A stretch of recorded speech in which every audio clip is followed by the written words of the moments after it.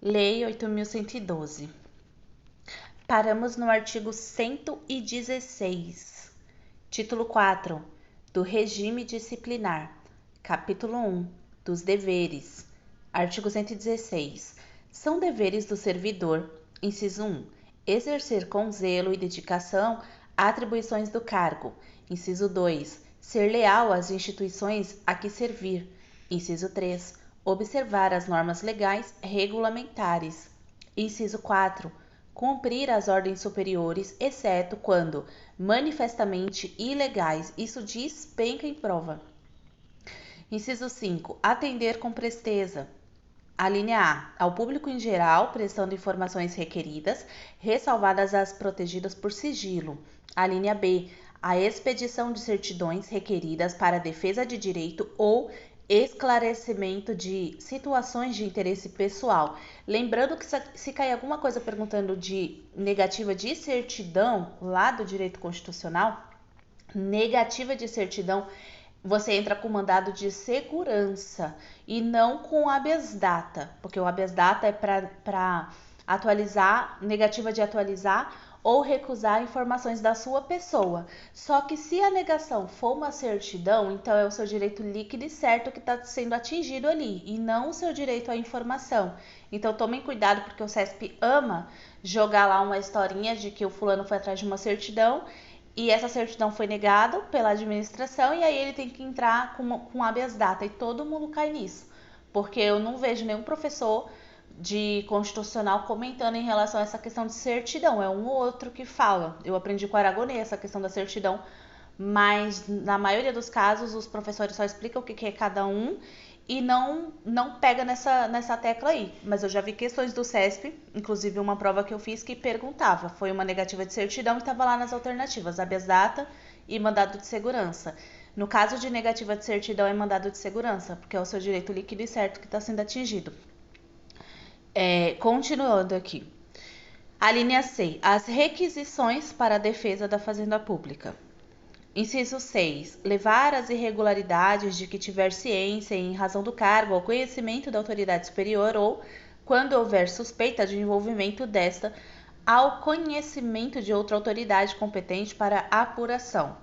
Inciso 7. Zelar pela economia do material e a conservação do patrimônio público. Inciso 8. Guardar sigilo sobre assunto da repartição. Inciso 9. Manter conduta compatível com a moralidade administrativa. Inciso 10. Ser assíduo e pontual ao serviço. Inciso 11. Tratar com urbanidade as pessoas. Inciso 12. Representar contra ilegalidade, omissão ou abuso de poder.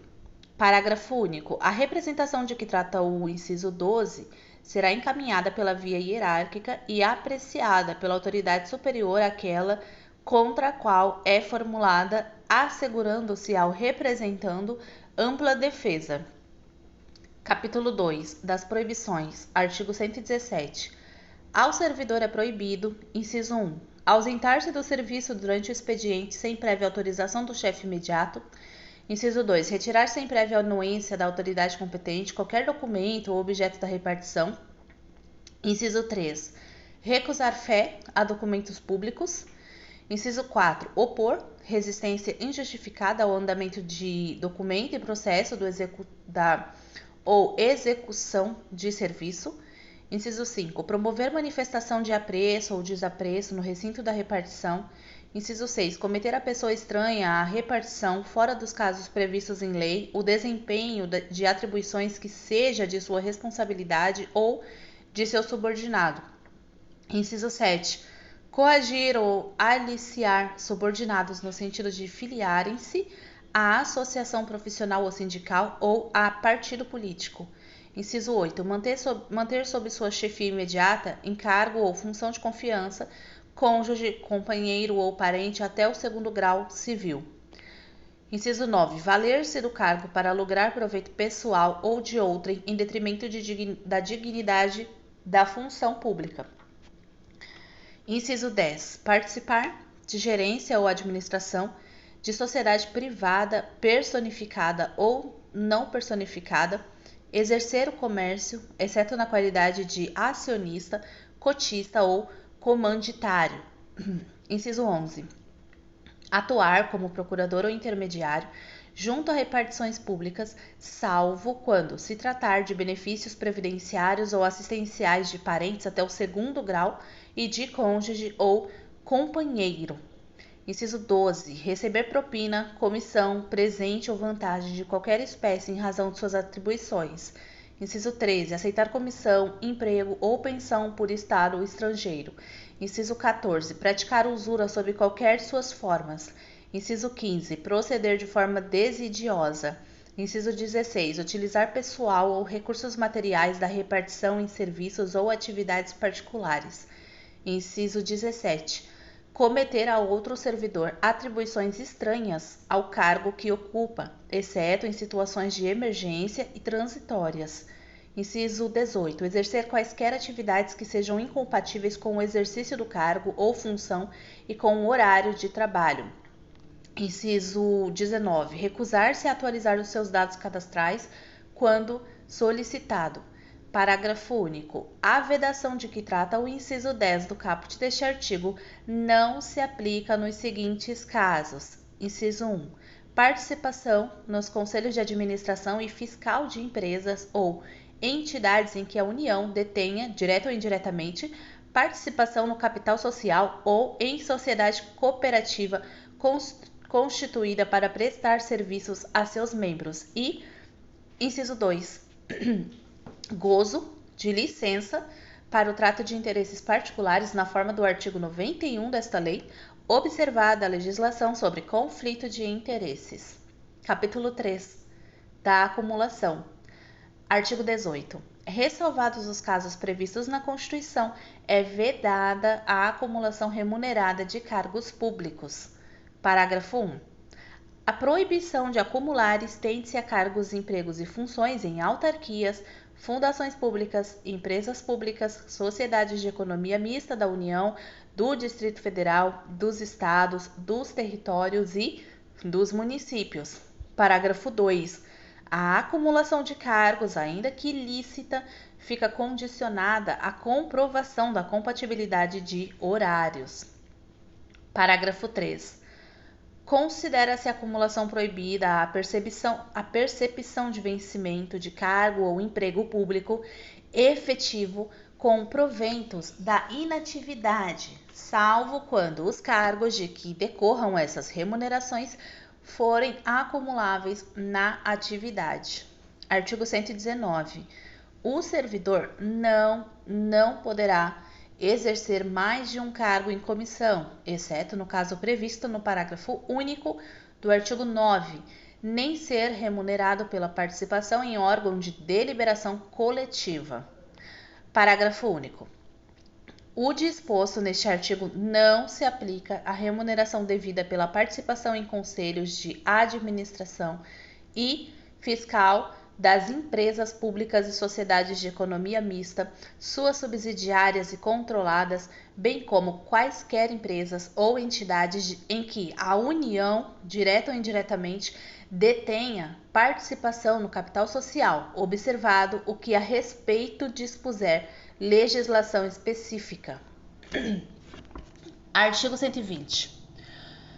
O servidor vinculado ao regime desta lei que acumular licitamente 2 cargos efetivos quando investido em cargo de provimento em comissão ficará afastado de ambos os cargos efetivos, salvo na hipótese em que houver a compatibilidade de horário e local com o exercício de um deles declarada pelas autoridades máximas dos órgãos ou entidades envolvidos.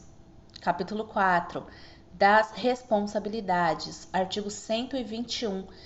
O servidor responde civil, penal e administrativamente pelo exercício irregular de suas atribuições. Se acumulam as penas, tá? Na prova eles amam colocar que é uma coisa ou outra, que se ele responde civil, então não vai responder penal. Se ele responde penal, então não vai responder administrativamente. Pela mesma coisa, ele vai responder em todas as áreas que der para responder, tudo cumulativamente. Então, pensem bem antes de cometer um ato de improbidade, porque você vai estar completamente na fossa. Você vai responder civil, administrativamente e penal, tudo junto. Então, tomem cuidado, porque um não anula o outro, eles se acumulam. 122. Artigo 122.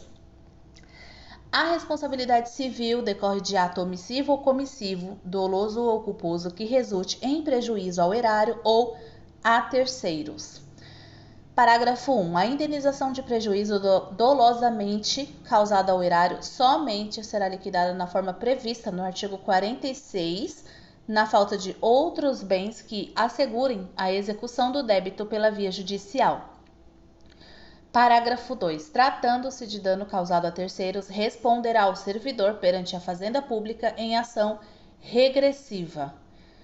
Parágrafo 3. A obrigação de reparar o dano estende-se aos sucessores e contra eles será executada até o limite do valor da herança recebida.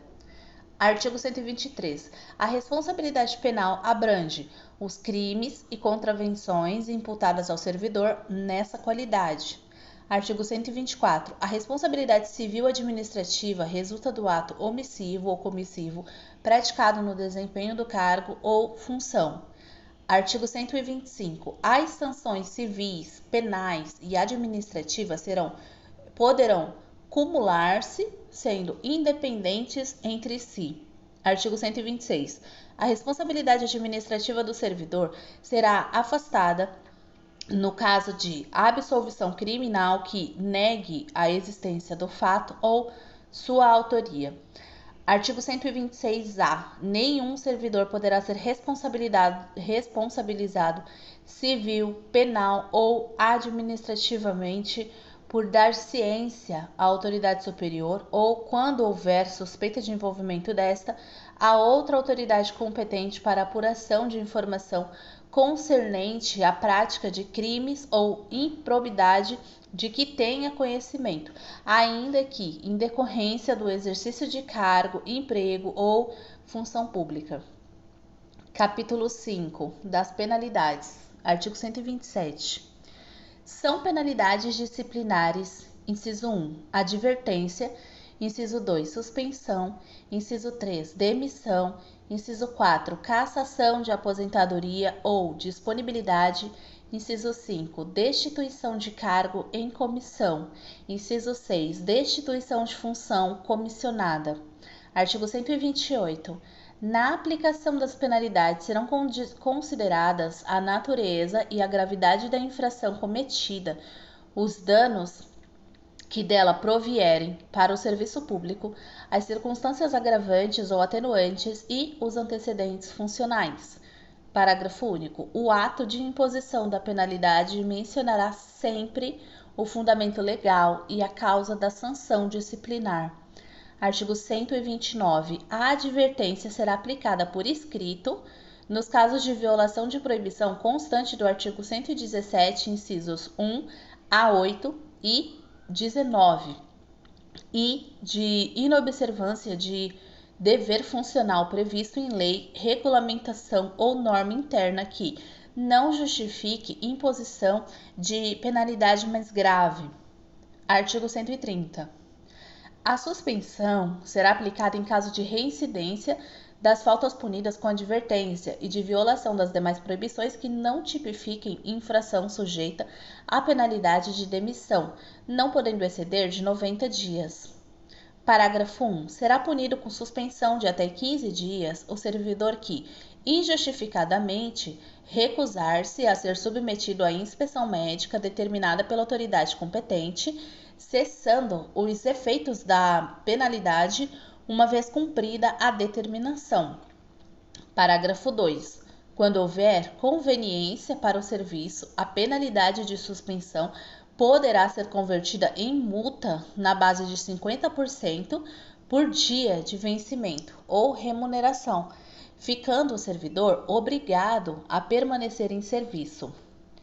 Artigo 131. As penalidades de advertência e de suspensão terão seus registros cancelados após o decurso de 3 e 5 anos de efetivo exercício, respectivamente, se o servidor não houver, nesse período, praticado nova infração disciplinar. Parágrafo único. O cancelamento da penalidade não surtirá efeitos retroativos. Artigo 132. A demissão será aplicada nos seguintes casos: crime, inciso 1, crime contra a administração pública, inciso 2, abandono de cargo, inciso 3, a inassiduidade habitual, inciso 4, improbidade administrativa, inciso 5, incontinência pública e conduta escandalosa na repartição, inciso 6, insubordinação grave em serviço, inciso 7. Ofensa física em serviço a servidor ou a particular, salvo em legítima defesa própria ou de outrem. Inciso 8. Aplicação irregular de dinheiros públicos. Inciso 9. Revelação de segredo do qual se apropriou em razão do cargo. Inciso 10. Lesão aos cofres públicos e dilapidação do patrimônio nacional. Inciso 11. Corrupção. Inciso 12. Acumulação ilegal de cargos, empregos ou funções públicas. Inciso 13. Transgressão dos incisos 9 a 16 do artigo 117. Artigo 133. Detectada a qualquer tempo a acumulação ilegal de cargos, empregos ou funções públicas, a autoridade a que se refere o artigo 143 notificará ao servidor por intermédio de sua chefia imediata para apresentar opção no prazo improrrogável de 10 dias, contados da data da ciência e, na hipótese de omissão, adotará procedimento sumário para sua apuração e regularização imediata, cujo processo administrativo disciplinar se desenvolverá nas seguintes fases. Inciso 1. Instauração com a publicação do ato que constituir a comissão a ser composta por 2 servidores estáveis e simultaneamente indicar a autoria e a materialidade da transgressão, objeto da apuração. Inciso 2. Instrução sumária que compreende indiciação, defesa e relatório. Inciso 3. Julgamento. Parágrafo 1. A indicação da autoria de que trata o inciso 1 dar-se-á pelo nome e matrícula do servidor e a materialidade pela descrição dos cargos, empregos ou funções públicas em situação de acumulação ilegal dos órgãos ou entidades, de vinculação das datas de ingresso, do horário de trabalho e do correspondente regime jurídico. Parágrafo 2. A comissão lavrará até 3 dias após a publicação do ato que a constituiu termo de indiciação em que serão transcritas as informações de que trata o parágrafo anterior, bem como promoverá a citação pessoal do servidor indiciado ou por intermédio de sua chefia imediata para, no prazo de 5 dias, apresentar defesa escrita, assegurando-se-lhe vista do processo na repartição, observado o disposto nos artigos 163 e 164. Parágrafo 3. Apresentada a defesa, a comissão elaborará relatório conclusivo quanto à inocência ou a responsabilidade do servidor, em que resumirá as peças principais dos autos, opinará sobre a licitude da acumulação em exame, indicará o respectivo dispositivo legal e remeterá o processo à autoridade instauradora para julgamento.